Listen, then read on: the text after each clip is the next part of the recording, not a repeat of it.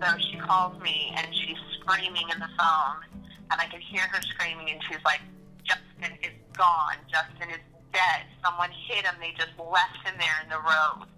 I will never forget that feeling like that at that moment.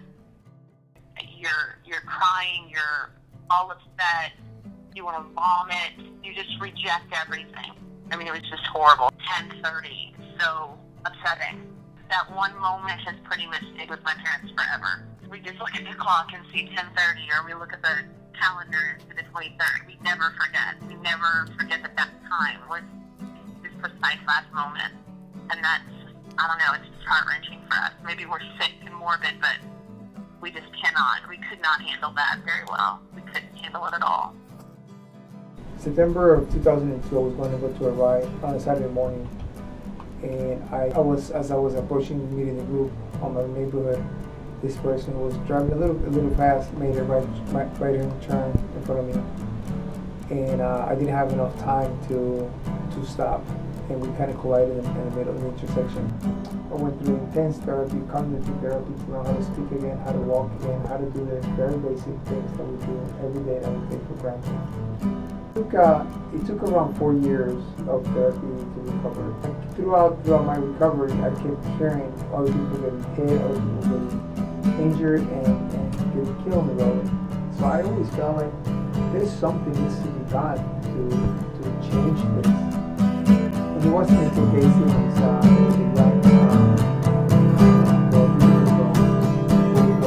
killed on April of 2004 that I felt really emotional about it, and that was the maximum I could take as far as hearing other people getting hurt. So that whole night I heard on the news, and I went to sleep and I cried and I was upset, and I was planning what to do the entire night.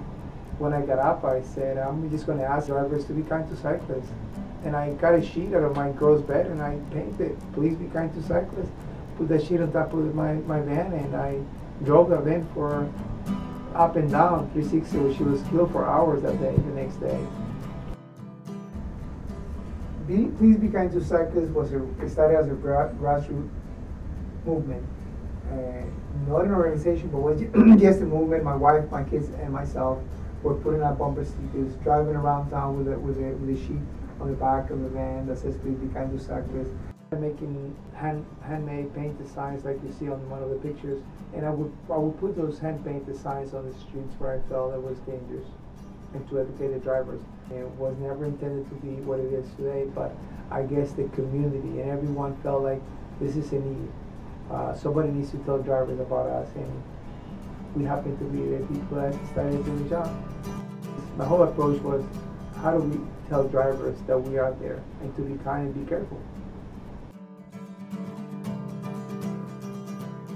The first ghost bike that we installed was when Gay Simmons was killed. And that was the first ghost bike I did, and it feels like we're doing something to make a difference and to educate the drivers to remember that person, that somebody lost her life, and that's very spot unnecessary, something that could be avoided.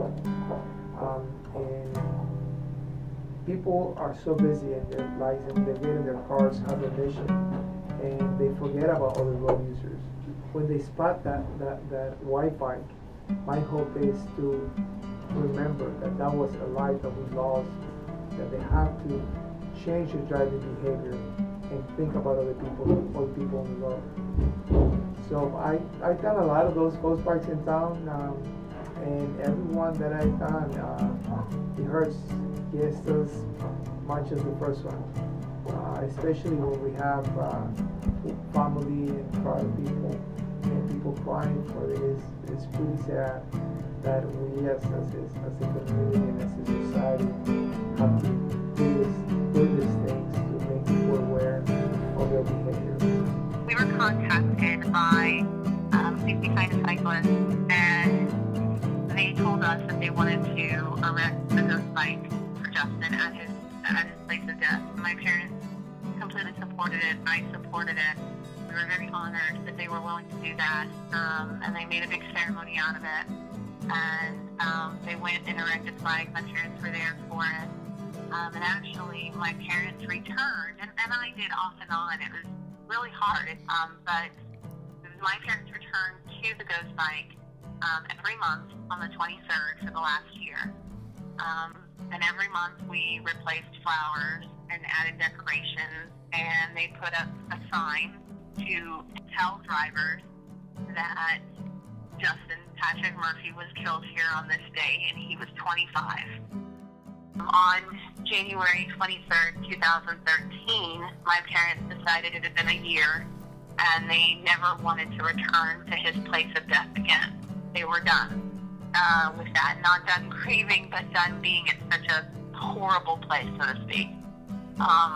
So they took down the ghost bike and gave it back to Please Be Kind to Cyclists. My parents purchased a bench and have a plaque dedicated to Justin on the bench, and now the bench sits there so that people waiting for the bus or people walking by can sit on the bench and hopefully remember Justin that way. We have not returned since, and we do not plan to anymore. It's just too painful to go back. I would want drivers to know that, drivers too, so I get it.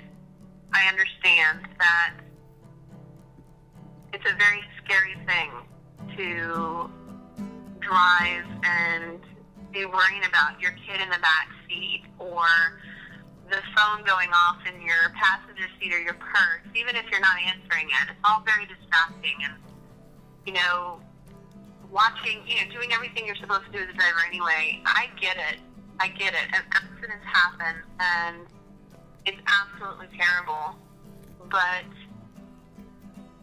you have to be willing to take responsibility for that.